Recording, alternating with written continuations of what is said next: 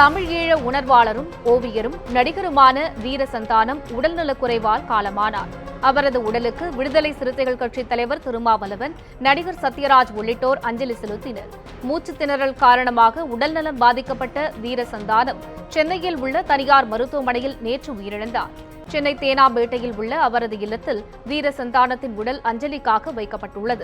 அவரது உடலுக்கு விடுதலை சிறுத்தைகள் கட்சித் தலைவர் திருமாவளவன், நடிகர் சத்யராஜ் உள்ளிட்டோர் அஞ்சலி செலுத்தினர்.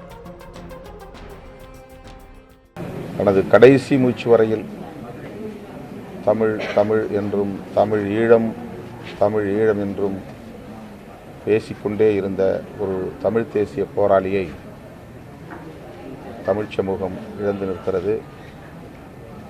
உலகத் தமிழர்களின் நம்பிக்கையை பெற்ற ஒரு கலைஞர். அவருடைய இழப்பை ஈடு செய்ய முடியாது.